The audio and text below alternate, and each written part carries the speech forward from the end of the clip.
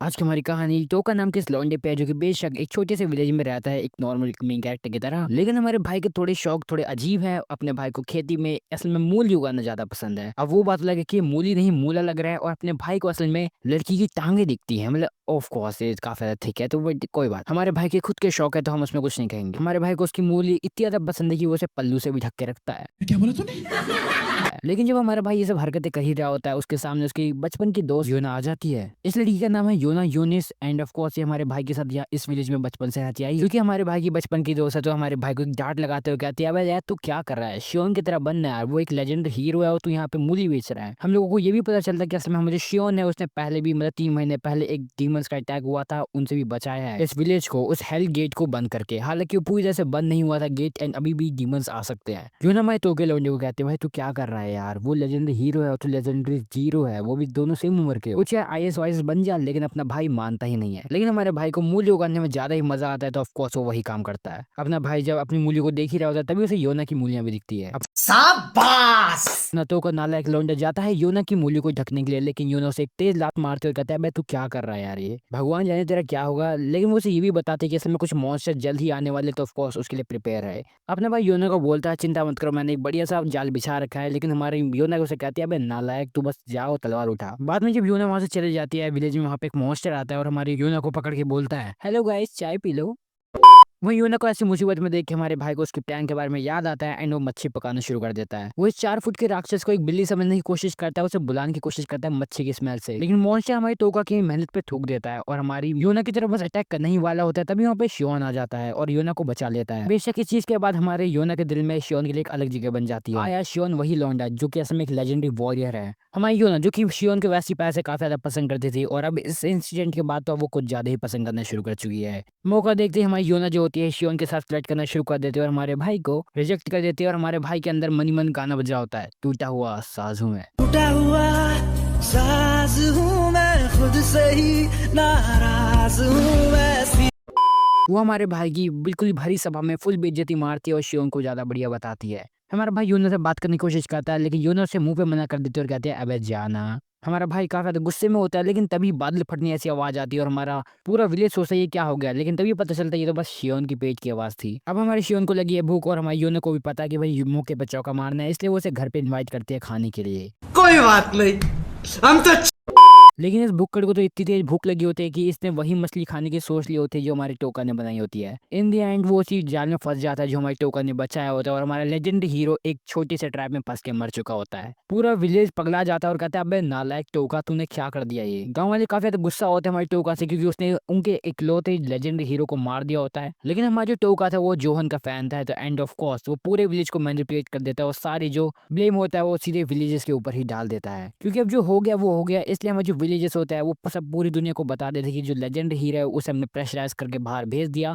और बाद में वहीं पीछे पीछे शियोन की बॉडी को दफना देते हैं। वहीं अगले दिन टोका जो होता है जैसी मिरर में देखता है उसे देखने को मिलता है शियोन का फेस। पहले अपना टोका शॉक हो जाता है फिर बाद में रॉक करता है। मौके पे चौका मारते हुए अपना भाई जो होता है वो जाता है योना का घर पे एंड उसे इंप्रेस करने की कोशिश करता है और जैसे तैसे करके वो शियोन का फेस का यूज करके हमारे योना के घर के अंदर आने की कोशिश करता है। हालांकि कहते हैं ना नकल के लिए भी अकल की जरूरत होती है और इसी तरह हमारे भाई ने जैसी उसकी शक्ल तो ले ली होगी शियोन की लेकिन उसकी हरकतें अभी भी वही नालायक वाली होती है। हमारे योना को ये तो समझ आ जाता है कि भाई ये कोई नालायक इंसान है या फिर कोई मॉन्स्टर और मार मार के टोका की एक आग भी फोड़ देती है। लेकिन बाद में हमारा टोका जो होता है सब कुछ बता देता है योना को कि असल में वही है वो। इवन पहले तो हमारी योना मान नहीं रही होती है लेकिन बाद में हमारे कुछ सीक्रेट मेमोरी बताने के बाद हमारी योना मान ही जाते हैं कि हाँ भाई ये वही है लेजेंडरी लूजर। वहीं एक चीख सुनने के बाद दोनों के दोनों जाते और देखते हैं हमारी एक एंड्री नाम की एक लड़की को जो कि असल में टोका जैसे एक ट्रैप में फंसी होती है एंड बाद में बताती है कि असल में टोका को शियोन की असल में शक्ल उसी ने दी है नेक्रोमेंसी पावर का यूज करके और जो टोका की रियल बॉडी है वो असल में इस कॉफिन में है। हमारे एंडी जो थे हमारे भाई से पूछते हैं कि हाँ भाई बता क्या हुआ था हमारे शियोन के साथ। हमारा भाई सारी कहानी बताता है जो हुआ था शियोन के साथ एंड इन दी एंड हमारी जो एंडी होती है वो हमारे भाई को कहती है कि बेटा अब देखो दुनिया को बचाना पड़ेगा और उस हेल के गेट को बंद करना पड़ेगा और ये तेरा अब से टास्क है। तो वो कहता है चलो कोई बात नहीं यार डेस्टिनेशन तो यही है, हालांकि मरने का उससे भी डर रहता है लेकिन कहता है कोई बात नहीं जो होना है वो होते रहेगा।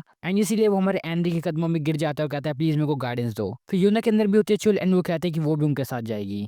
सिटी का सीन दिखाया था जहाँ पे ये लोग जो होते हैं शॉपिंग करने जाते हैं और थोड़े काफी सारे यंत्र खरीदते हैं बढ़िया डिस्काउंट पे हथियार मिलने के बाद ये लोग खाना वाना खाते हैं और क्योंकि शियोन की शकल है तो भाई थोड़ा डिस्काउंट मिल ही जाता है। अब इन लोगों को बनना है अंबानी तो ऑफकोर्स जीने के लिए थोड़ा पैसा कमाने के लिए चले जाते हैं गिल्ड में हमारे भाई को पीछे छोड़ के। हमारा टोका जो होता है दो लड़कियों के साथ थोड़ा एक टशन मार रहा होता है लेकिन दोनों लड़कियों को शक होता है कि क्या ये भैया है शियोन। टैच करने के लिए ये लोग एक बंदे को बुलाते हैं जो कि कहता है चलो भाई डुअल करते हैं लेकिन अपना भाई से मना भी नहीं कर सकता क्योंकि शियोन ने से पहले कहा था करना तो पड़ेगा तेरे को डुअल, इसलिए इन दोनों का डुअल जो होता है शुरू हो जाता है लेकिन अपना भाई जो होता है इन दी एंड पिट जाता है बहुत बुरी तरह से।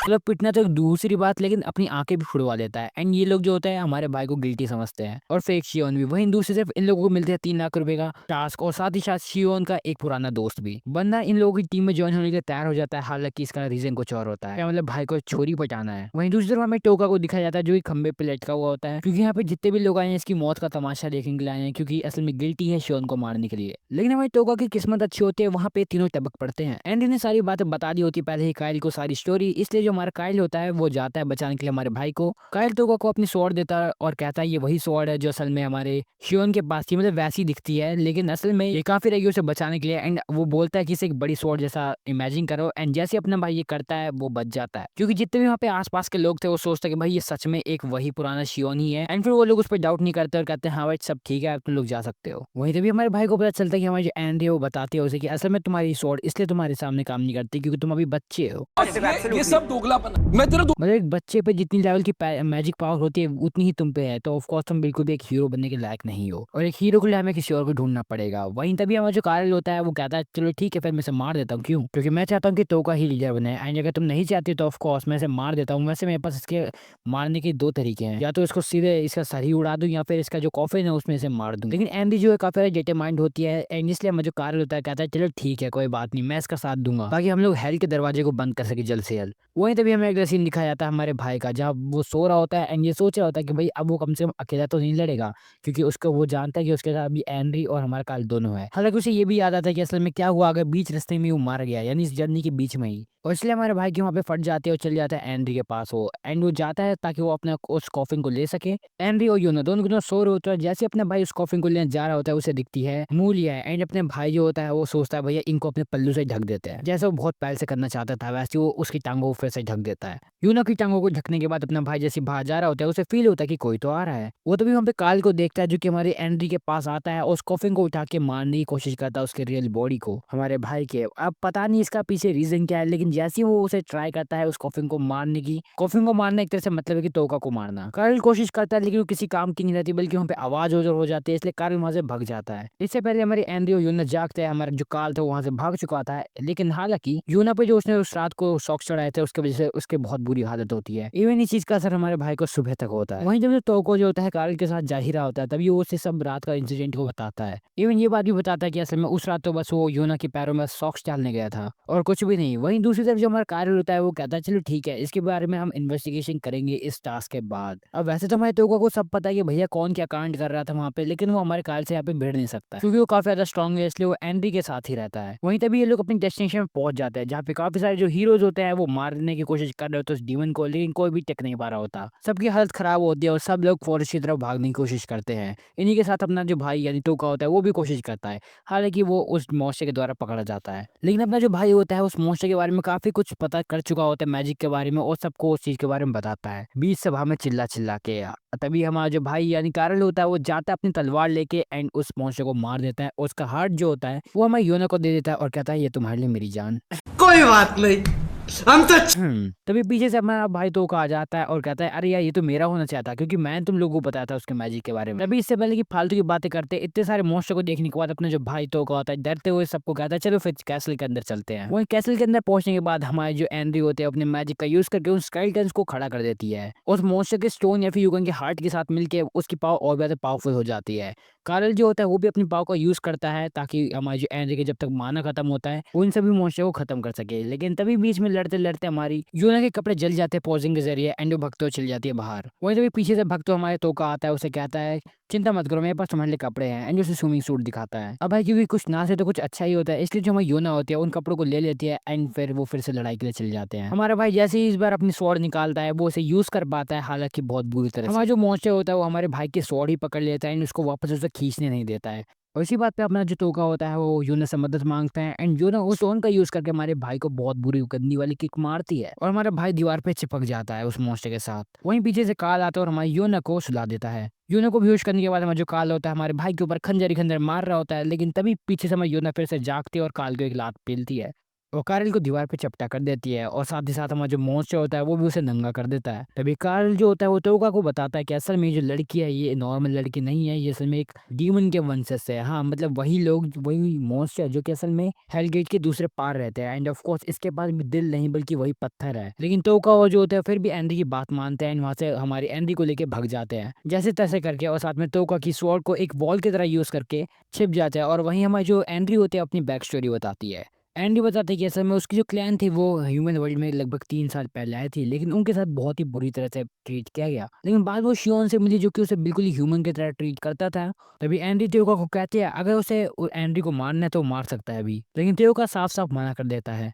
वहीं काफी सारी बातें होने के बाद हम लोगों को दिखाया जाता है हमारा कार्ल जो कि फाइनली ढूंढ चुका होता है इन तीनों को। हमारा तोका जो होता है कार्ल की तरह उसकी तलवार फेंकता है और जैसे ही हमारा कार्ल उस तलवार को देखता है उसे पता चलता है ये तो बिल्कुल फेक है। लेकिन जो हमारे तोका की रियल स्वॉर्ड होती है तो ब्रिज बनी हुई होती है जो कि बिल्कुल खिसक जाती है और इसके साथ हमारा काल का जो पत्ता होता है वो कट जाता है। वहीं सिटी में वापस जाने के बाद ये लोग उन स्टोन्स को बेच के वापस जो जितना भी डेट होता है उन लोगों के ऊपर उसे कर्जे को वापस लौटा देते हैं। तभी हम लोगों को पता चलता है कि असल में इन लोगों को 10 दिन हो चुके हैं अपने विलेज को छोड़े हुए और इसी के कारण जो शियोन की बॉडी थी वो बिल्कुल वीक हो चुकी होती है एंड हमारा जो तोका होता है वो हड्डियों के ढांचे से कम नहीं लग रहा होता है। तभी जो अपना तोका होता है वो एक आइडिया सजेस्ट करता है कि उसे वापस उसकी बॉडी में भेज दिया जाए एंड जब हमारे शियोन की बॉडी हेल्दी हो जाए तो वापस आ जाएगा। लेकिन इस ऑफर को हमारी जो एंडी होती है वो ठुकरा देती है और कहते हैं तुम्हारी बॉडी वो सबसे ज्यादा नुकसान होगा इस चीज में। तब जो टोका होता है वो कहता है अच्छा हाँ मेरे पास एक और आइडिया है एंड वो कहता है कि चलो मेरे लिए एक फेस मास्क बना दो इन बेरीज का यूज करके। और वो लोग ठीक ऐसे ही करते हैं, वो प्लान बी को यूज करते हैं एंड उसके बाद अपने जो शियोन होता है यानी कि टोका वो चल जाता है किंग के वहां पे और टोका जो होता है किंग के सामने शियोन बन के जाता है और कहता है लाओ मेरी पेमेंट दो भाई। लेकिन किंग कहता है 3 साल पहले शियोन ने इस चीज को ठुकरा दिया था इस रिवॉर्ड को, खैर तुम्हारे पास मेरे लिए एक दूसरा ऑप्शन है। उसी के साथ जो किंग होता है अपनी स्वॉर्ड निकालता और कहता है मेरी बेटी से शादी कर लो। अब हमारा टोका निकला फट्टू एंड वो कहता है चलो ठीक है भाई किंग की बेटी के साथ ही जो जाना है बाहर इसमें क्या हो जाएगा, मतलब ये तो फायदा ही फायदा है ना, तो आखिर कौन इस सिचुएशन को रोकेगा। लेकिन तभी हमारे टोका के मन में सवाल आता है कि क्या पता उसकी बेटी भी उसकी जैसी दिखती होगी तो गोरिल्ला जैसी, तब क्या हाल होगा हमारे भाई का। और अपना भाई टोका इसी चीज को सोच सोचता कहीं ना कहीं रोने शुरू कर देता है कि भैया क्या करूंगा उस टाइम पे फिर मैं। हालांकि जैसा वो सोच होता है वैसा बिल्कुल कुछ नहीं होता, उसकी बेटी बिल्कुल मस्त होती है दिखने में भाई दिखने में। एंड जब इन लोगों की सिटी में होने वाला है एक मास फेस्टिवल और इसलिए हमारी जो मार्गरेट है यानी कि किंग की बेटी वो हमारे टोका को चाहती है कि वो उसके साथ उस फेस्टिवल में हिस्सा ले। अब हमारे भाई की वैसी भूतों जैसी शक्ल तो हुई रखी होती है तो हमारे भाई के लिए विन विन सिचुएशन होती है। वहीं दूसरी सीन में हमें एंडी और योना को दिखाया जाता है जिन्हें मिलता है एक डॉक्टर लैलैंड और वो डॉक्टर इन दोनों को अपने घर में इन्वाइट करता है जहाँ पे उन लोगों को चाय पिलाता है और कहता है कि वो एंडी को पहचान गया कि उसके पास नेक्रोमेंसी की पावर है लेकिन वो उसके साथ कोई भी भेदभाव नहीं करने वाला है। एंड इसके साथ साथ वो जो डॉक्टर होता है उन्हें एक सीमन के बारे में बताता है, मतलब एक तरह का पोषण है जो कि इन लोगों के मानव को और भी ज्यादा बढ़ा सकता है, लेकिन इस पोषण की कॉस्ट कुछ ज्यादा ही होती है। तो हमारा जो डॉक्टर होता है उन्हें सजेस्ट करता है डीमन हंट में पार्टिसिपेट करने के लिए और साथ ही साथ हमारे एंडी से पूछता है कि क्या वो उसके ऊपर रिसर्च कर सकता है। योनो को पहले इस बंदे की हरकतें कुछ सही नहीं लगती लेकिन बाद में जब पता चलता है ये बस रिसर्च के लिए तो वो मान जाती है। वहीं सीन शिफ्ट होता है, हम लोगों को दिखाया जाता है हमारे भाई के सामने 10 दिन का खाना जो कि भुक्कड़ शहजादी बस 3 सेकंड में निपटा जाती है और इतना खाना खाने के बाद भी इस लड़की को इतनी भूख लगती है कि वहीं पे बेहोश हो जाती है। वहीं तभी सिटी के बाहर का सीन दिखाया जाता है जहाँ पे सब लोग मॉन्स्टर हंट के लिए तैयार होते हैं और वन ऑफ दी 4 नाइट में से एक सिवेला वहाँ पे आती है जो कि अपने सिल्वर हेयर की वजह से जानी जाती है। वो लड़की बस चुट्टी बजाते ही उस मॉन्स्टर को हरा देती है जिसको हराने में सबको टाइम लग रहा होता है। बेशक इस लड़की के सामने हमारे जो एंड्रयू और योना होते हैं वो कुछ नहीं कर सकते थे। तभी कॉलिन और नीगन नाम के 2 लड़के वहाँ पे आते हैं और उन्हें कहते हैं कि हम लोग तुम्हारी मदद करेंगे और इतना करके वो लोग उन्हें एक मॉन्स्टर की झुंड के पास ले जाते हैं जहाँ पे हमारी एंड्रयू अपनी पाव को यूज करके उन्हें पैरालाइज कर देती है। लेकिन तभी हमारे जो एंड्रयू योना होती है उन्हें पता चलता है कि असल में उन्हें कैप्चर कर लिया गया है, वो भी कॉलिन और निगा के द्वारा बिट्रे करके। और जब ये ड्रामा हो ही रहा होता है वहीं दूसरी तरफ हम लोग को दिखाया जाता है हमारे कैसल की तरफ जहाँ पे मैगरेट को एक असल में सीमन दिया जाता है क्योंकि काफी ज्यादा कमजोर हो गई थी। तो ऑफकोर्स उस सीमन को देने के बाद वो दबा के खाती है और इतना खाती कि भाई वो बिल्कुल मोटू हो जाती है। हमारा भाई इस चीज को देख के शौक नहीं होता कि मोटू है बल्कि उसके मूली को देख के काफी ज्यादा शौक होता है एंड उसकी तारीफ कर देता है। लेकिन हमारी जो शहजादी होती है उसे कुछ फील नहीं होता, वो कहते हैं अच्छा है भाई कम से कम कॉम्प्लीमेंट तो दिया किसी चीज के लिए।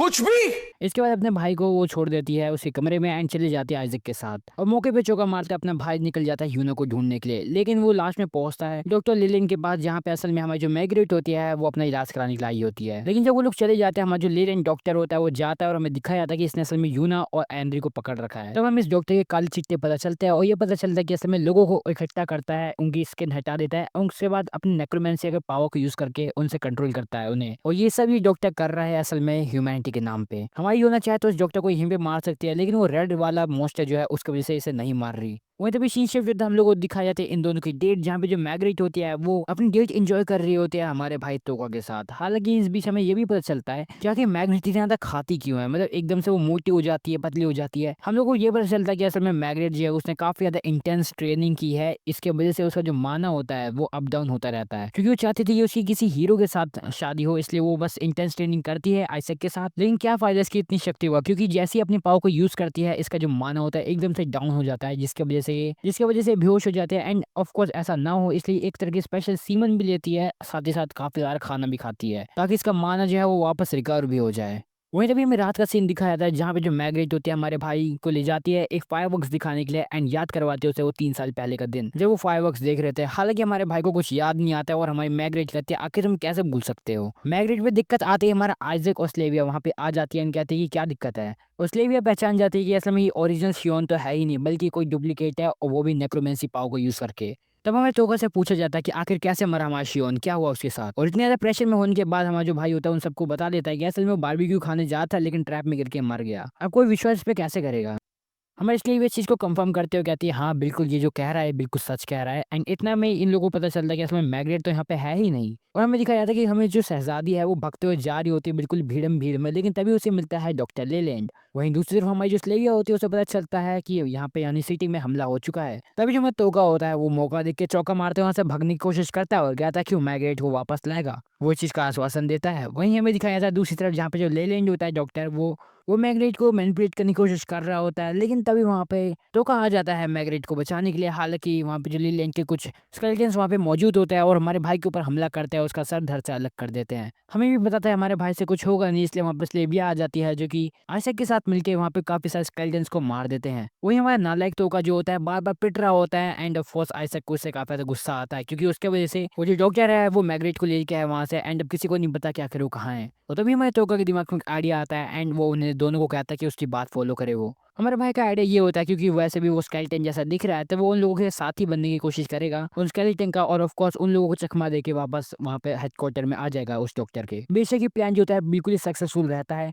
लेकिन जो आइजैक होता है उसे काफी ज्यादा टेंशन हो रही होती है मैग्रेट की, क्योंकि उसे काफी जल्दी भूख लगने लग जाती है एंड ऑफ कोर्स उसके लिए उसे वो सीमन भी चाहिए, साथ ही साथ काफी सारा खाना। मौके पे चौका मारते हुए हमारा जो भाई होता है सारा का सारा इंतजाम जो होता है मैग्रेट के पकड़ जाने का वो आइजैक पे डाल देता है। आइजैक को बड़ा ही दुख लगता है, कहता है भाई ये दुख दर्द पीड़ा कब खत्म होगी। और जब आइजैक के बस ड्रामे चल ही रहे होते हैं तभी हमें दिखाया जाता है कि दीवार फाड़ते हुए हमारी यूनो बाहर आती है। सब लोग यूनो को ऐसे बाहर देख के बिल्कुल चौंक जाते हैं और तब हमें पता चलता है कि असल में यूनो जो है जब वो डॉक्टर के वहाँ पे बंद थी तब वहाँ पे कॉलन आता है एंड वो उससे पूछते हैं कि आखिर एंड्री कहाँ पे है। और एंड्री यूनो को बताता है कि असल में उसे कोई भी फर्क नहीं पड़ता कि आखिर क्या प्लान है डॉक्टर का, बस उसे तो लोगों को सफर करते हुए देखने में मजा आता है। और फोर्स कॉलिन बता देता है कि आखिर एंड्री कहाँ पे, और जैसे ही खबर हमारी यूनो को पता चलती है वो दीवार तोड़ते हुए आ जाती है इन लोगों के पास। हमारी जो एंड्री होती है उसे भी ढूंढ लेती है। अब एंड्री की ऐसी बेहतरीन नाक देखते हुए दोनों के दोनों सोचता है कि आखिर कौन उसे बचाएगा, क्योंकि कोई भी उसे बचाना नहीं चाहता ऐसी हालत में। वहीं दूसरी तरफ हमें मैग्रेट को दिखाया जाता है जो कि असल में एक रिचुअल में होती है जो कि लेलैंड कर रहा होता है ताकि जो हमारी शहजादी है वो ठीक हो सके। लेकिन जैसे ही हमारे को पता चलता है कि असल में इस लेलैंड का प्लान है कि सभी इंसानों को स्केलेटन में बदल देगा ताकि कोई भी भेदभाव हो ही ना कोई स्किन कलर पे रेसिज्म होगा ना कोई शेप पे, और इसी के साथ ये लोग डीमंस के साथ भी साथ में रह पाएंगे। लेकिन बेशक शहजादी को ये बिल्कुल भी प्लान पसंद नहीं आता है। वहीं दूसरी तरफ जो स्लेवी और आइजैक होते हैं वो तैयारी में होते हैं कि आखिर कैसे बचाएंगे शहजादी को, एंड सब लोग एक परफेक्ट टाइम का इंतजार कर रहे होते हैं। जैसी शहजादी बोलती है मना कर देती है लेलैंड को कि वो उसके साथ प्लान में नहीं आएगी, वहीं तभी टार्ज़न की तरफ अपना भाई आता है और एक मुक्का मारता है लेलैंड को। हालांकि वो बिल्कुल स्केलेटन होता है तो कुछ फील होता नहीं उस बंदे को, तो हाथ में जान होती नहीं है, लेकिन पीछे से योना आती है जो कि उसे मारती है और दीवार पर चिपका देती है। तभी वो डॉक्टर जो होता है वो उन स्केलेटन्स को कंट्रोल करने की कोशिश करता है। हालांकि एंडी जो होती है उन स्केलेटन्स को कंट्रोल कर रही होती है। तभी हमारा जो तोका होता है उसे मिलता है हमारे लेलैंड का मास्क, जिसमें असल में क्रिस्टल भी होता है। और जैसे हमारा तोका उस मास्क को पहनता है, सब लोग उसकी बातें मानने लगते हैं एंड अपना भाई अपनी ठरकपन को उससे कंप्लीट करने की कोशिश करता है। हालांकि जब ये हरकतें हो ही रही होती है तभी वहाँ पे हमारे लेलैंड के जो काफी सारे दोस्त होते हैं वो आने शुरू हो जाते हैं। हालांकि इससे पहले ये लोग कुछ करते हैं, हमारा जो भाई होता है वहाँ से भागने की कोशिश करता है लेलैंड, लेकिन तभी जो बीच में हमारी यूना होती है वो आ जाती है, उसके ऊपर कूद जाती है एंड उसे वहीं पे दबोच लेती है। पर तभी लेलैंड जो होता है अपने सेकंड क्रिस्टल का यूज करता है, जिसकी वजह से वो और भी ज्यादा पावरफुल हो जाता है और सारे के सारे स्केलेटन उसके कब्जे में आ जाते हैं। हमें जो लेलैंड होता है वहाँ पे काफी ज्यादा तबाही मचा देता है एंड ऑफ कोर्स इसके वजह से इन लोगों को भागना पड़ता है वहाँ से। जैसे तैसे करके ये लोग एक बैरियर सा बनाते हैं एंड उसके बाद वहाँ से भागते आ जाते हैं जंगलों में। हालांकि जो लेलैंड होता है वो पीछे ज्यादा नहीं होता है, वो सीधे सीधे उनकी तरफ पहुंच ही रहा होता है। तभी लोग बात करने लगते हैं और कहते हैं कि इन लोगों को और भी ज्यादा पावरफुल बनना पड़ेगा तभी वो उस लेलैंड से लड़ पाएंगे। तभी आइजैक जो होता है प्रिंसेस को कहता है कि तुम एक काम करो, अपनी जो फ्लूइड है वो इन सबको बांट दो ताकि इन लोगों का माइना इंक्रीज हो जाए। लेकिन इस चीज में हमारे प्रिंसेस का सलाइवा एंड यूरी जैसी चीजें भी काफी ज्यादा यूज होने वाली होती है। इन दी एंड जो हमारी प्रिंसेस होती है वो मान जाती है कोऑपरेट करने के लिए, लेकिन अपने भाई को पता होता है टोका को भाई की भाई अब तो असली वाले मजे आने वाले हैं। इवन वो और जो मैग्रेट होते हैं वो दोनों के दोनों तैयार हो जाते हैं। तभी बीच में अपना भाई रोकता है और कहता है कहीं वो जो डॉक्टर है वो भी कहीं ऐसे तो नहीं करा कि वो फ्लूइड्स का यूज करके अपने माना को बढ़ा देता है, और वो कोई नेक्रोमैंसर नहीं है इसलिए वो उस क्रिस्टल यूज करता है ताकि उस स्केलेटन्स को कंट्रोल कर पाए। और एंड्री ये भी बताते हैं कि असल में वो सच में एक नेक्रोमैंसर होगा तो वो अपने स्केलेटन्स के थ्रू देख भी सकता है, यानी उसके पास काफी सारी आंखें हैं। वहीं तभी अपना जो भाई तोका होता है उन सबको एक अपना प्लान बताता है और उन्हें बताता है कि असल में वो एक स्केलेटन बन के जाएगा उसका एंड उसके स्टोन को उठाने की कोशिश करेगा। हालांकि जो प्लान होता है इतना काम नहीं करता है क्योंकि जो डॉक्टर होता है उसे पता होता है कि वो यानी तोका जो एक इम्पोस्टर है। वहीं पीछे से हमारे जो एंड्री और यूना होती है वो आ जाती है एंड ऑफ कोर्स अपनी पावर को यूज करके वहाँ पे तबाही मचानी शुरू कर देती हैं। वो लोग जैसे जैसे उस लिएंड को वहाँ से रोकने की कोशिश कर रहे होते हैं, लेकिन वो डॉक्टर लिएंड जो होता है अपनी पावर को यूज करता है, लेकिन वहीं दूसरी तरफ जो हमारी शहजादी होती है वो उस डॉक्टर के हाथ पे निशाना बनाते हुए सीधे तीर मारती है, जिसकी वजह से वो स्टोन उसके हाथ से छूट जाता है एंड काफी बुरी तरह से वो पिटता है। तभी जंगलों से हमें वो रेड फेस वाला मॉन्स्टर आते हुए दिखता है जो कि असल में काफी ज्यादा पावरफुल होता है, जिसने स्लेवियो को भी मार दिया होता है। वो मॉन्स्टर सीधे हमारे प्रिंसेस पे हमला करता है, हालांकि जो अपना भाई होता है तोका उसे बचा देता है धक्का मार के और खुद नॉकआउट हो जाता है। हमारे जो यूना होती है वो थोड़ा सा टाइम बचाने के लिए अपने दोनों स्टोन का यूज करते हुए जाती है उस डीमन से लड़ने की कोशिश करती है। अब इस बंदे को तुम डीमन कहो कि मॉन्स्टर एक ही बात है क्योंकि ये बंदा हारता ही नहीं है। ये मॉन्स्टर होता है हमारे यूना को भी हरा देता है। उसके बाद बीच में एंड्री आ जाती है जिसको ये मॉन्स्टर पहचान जाता है कि एक नेक्रोमैंसर है एंड उस पर हमला करना शुरू कर देता है और भूल जाता है कि असल में इसका जो रियल टारगेट था वो तो प्रिंसेस है। वहीं बीच में हमारी यूनो जो होती है फिर से उस पर अटैक करने की कोशिश करती है। जब यूनो और सब लड़ रहे होते हैं उस मॉन्स्टर के साथ, हमारी जो प्रिंसेस होती है वो हमारे भाई के साथ यानी तोका के साथ होती है, उसे बोल रही होती है कि भाई प्लीज उठ जाओ, अब तो हमें तुम्हारी जरूरत है। एंड जितना कहते ही ऑफकोर्स उसे लगता है क्योंकि कोई एक्सप्रेशन नहीं दे रहा है, वो सोचते है कहीं टपक तो नहीं गया है एंड जितने में वो इमोशनल हो जाते हैं एंड उसके आंसू जो होता है वो टपकने शुरू हो जाते हैं। और जो हमारे उस प्रिंसेस के आंसू होते हैं वो और भी ज्यादा पावरफुल होते हैं उस फ्लूट से, जो कि जैसे हमारे भाई के मुंह में जाते हैं एंड वो ऑफ कोर्स एकदम से ग्लो अप हो जाता है, वापस जाग खड़ा होता है, वो भी अपनी पुरानी वाली शक्ल के साथ यानी शिवन वाली। अपने भाई तो का जो होता है अपनी स्वॉर्ड को एक मूली में बदल देता है बड़ी वाली एंड उसके बाद उस मॉन्स्टर पे पेल देता है। कुछ भी वहीं तभी हमें पता चलता है असल में जो मॉन्स्टर था ये डिएगो नाम के एक नेक्रोमैंसर के द्वारा कंट्रोल किया जा रहा था। वहीं डिएगो की बाजू में हमें फ्रीज नाम का एक और नेक्रोमैंसर को दिखाया जाता है। वहीं तभी सीन शिफ्ट होता है, हम लोग को दिखाया जाता है कि जो डॉक्टर है उसे डाल दिया गया जेल में क्योंकि उसने काफी सारे लोगों का मर्डर किया था। और साथ ही साथ और हमें बताया जाता है कि असल में इसका जो ऑर्फनेज था वो आइजैक के द्वारा संभाला जाता है। और क्योंकि हमारे हीरोज की टोली जा रही है इसलिए जो हमारी प्रिंसेस होती है उन्हें वो स्पेशल सीमन भी दे देती है जो कि उनकी ऑफकोर्स मानो को बढ़ाएगा, जो कि स्पेशली हमारे भाई तोगा के लिए है। वहीं जाने से पहले हमारा जो भाई तोका होता है वो हमारी प्रिंसेस की टांगों के बारे में काफी ज्यादा तारीफ भी करता है, क्या मतलब इसके सेंसाई भी जी रहे थे। हमें पता चलता है कि असल में हमारी जो प्रिंसेस है वो उनके साथ उनकी टीम में नहीं आ सकती है क्योंकि उसकी भी काफी सारी रिस्पॉन्सिबिलिटीज है। वहीं जो राजा होता है उनको एक तरह की बग्गी देता है या फिर यूं कहें कि एक घोड़ा गाड़ी जैसी चीज, जो कि बेशक हमारे एंडी के द्वारा चलाया जाएगा क्योंकि इन दोनों में से किसी को आता नहीं है। वहीं लोगों की टोली की जाने से पहले हमारा जो आइजैक होता है इन्हें एक लेटर भी देता है जिसे हमारा भाई पढ़ता है। ये लेटर प्रिंसेस की तरफ से होता है जो कि बोलते हैं कि पीछे एक डब्बा है उसको खोल के देखो। और जैसे उस डब्बे को हमारे तोका खोलता है उसके अंदर से प्रिंसेस निकालते हैं कि असल में उसने आइजैक की मदद ली थी इस डब्बे में फिट होकर उन लोगों के साथ जाने में। और इसी के साथ इन तीनों की टोली अब 4 में बदल जाती है। तभी अगले सीन में हमें दिखाया जाता है ये लोग एक सड़क के किनारे रुके होते हैं और यूनो को पता चलता है कि असल में हमारा जो तोका है उसकी एनर्जी काफी तेजी से गिर रही है क्योंकि उसकी जो मोस्टली एनर्जी है वो उसके शरीर को हील करने में चली जा रही है एंड ऑफ कोर्स इसके वजह से वो काफी ज्यादा काम नहीं कर पाएगा। वहीं तभी हमारे एंडी को एक कबूतर मिलता है जिसमें एक मैसेज होता है जो कि असल में हमारी स्लेविया की तरफ से होता है। ये लोग इतने ज्यादा भुक्कड़ होते हैं कि उसे खाने वाले होते हैं कबूतर को, लेकिन वो ऑफ कोर्स एक मैसेंजर है इसलिए एंडी मना कर देती है और उस चिट्ठी को पढ़ते हैं जिसमें पता चलता है कि एब स्लेविया जो है वो काफी ठीक हो चुकी है, लेकिन वो चाहते हैं कि ये लोग जाए नॉर्थ ईस्ट में ताकि ये काफी सारे और नेक्रोमैंसर जो है उस साइड उन्हें पता कर पाए उनके बारे में। और ये एक तरह का टास्क होता है जो हमारे स्लेव इन्हें देना चाहती थी, लेकिन ऑफ कोर्स इस लेटर के रिप्लाई में अपना जो भाई होता है यानी तोका, वो साफ साफ मना कर देता है और लेटर में लिख देता है कि हम ऐसा कुछ नहीं करने वाले हैं, क्योंकि अपना काम है हेल के गेट को बंद करना एंड सबसे पहले हम वही करेंगे, बाकी बाद में देखेंगे, क्योंकि हम किसी के बाप के नौकर नहीं है जो ये सारा काम करें।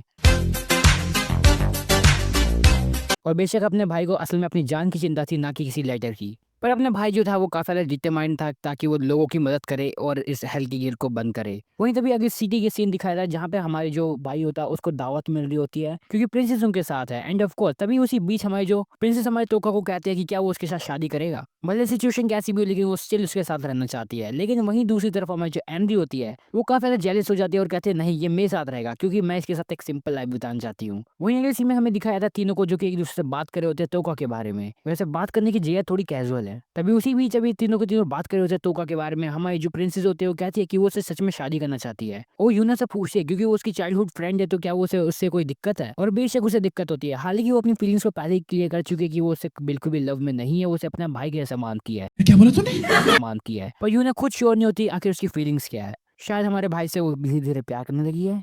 तो क्या था, अपना भाई घुस जाता है चेंजिंग रूम में और उससे पूछने लगता है कि क्या तुम्हारे अंदर मेरी फीलिंग्स है। यूना उसे गालियां देने लगती है और शियोन की बात करने लगती है। तभी अपना भाई कहता है कि यार कम से कम शियोन के बारे में तो भूल जाओ, वो अब नहीं बचा है, ये फैक्ट मान लो, तुम भूल जाओ उसे। लेकिन अपनी जो योना होती है वो कहते हैं नहीं, वो उस चीज के बारे में नहीं भूल सकती जिसने उसकी जान बचाई हो। और इतना कहते हैं वहां से भाग जाते हैं वो बिना कपड़े पहने। लेकिन यूना की फूटी किस्मत की जैसी वो बाहर गई, वहाँ पे काफी सारे ज़ॉम्बीज होते हैं जो कि उसे बाइट कर लेता है, जिनमें से एक यूना जैसे ऐसे भाग रही होती है, लेकिन हालांकि वो काफी सारे ज़ॉम्बी से घिर चुके होते हैं। बाहर हमारा तोका भी आ जाता है उसके लिए एक टावल लेके, क्योंकि वो बिल्कुल भी उसने कुछ नहीं पहना होता है। हमारी योना की हालत खराब होनी शुरू हो जाती है क्योंकि उसे एक ज़ॉम्बी ने बाइट कर लिया होता है और वो बिल्कुल बेहोश होनी शुरू हो जाती है। और वहीं अपना जो तोका होता है वो इन काफी सारे ज़ॉम्बी सब लड़ने वाला होता है अकेला। यूना कहते हैं नहीं ऐसा मत करो, लेकिन अपना जो भाई होता है एक बैरियर बना लेता है और जैसे तैसे भागने की कोशिश करता है। हालांकि वो किसी काम का नहीं रहता और जो ज़ॉम्बीज़ होता है वो जैसे तैसे करके हमारे भाई को हमारे योना से दूर करना शुरू कर देते हैं। जब हमारे भाई तोका की बिल्कुल उम्मीद चली गई थी तभी हमें एक बंदा दिखाई देता है रेड हेयर वाला बिलार को नाम का। वो बंदा नीचे कूदता है और काफी सारे जो ज़ॉम्बीज़ होते हैं उन सब की ऐसी की तैसी कर देता है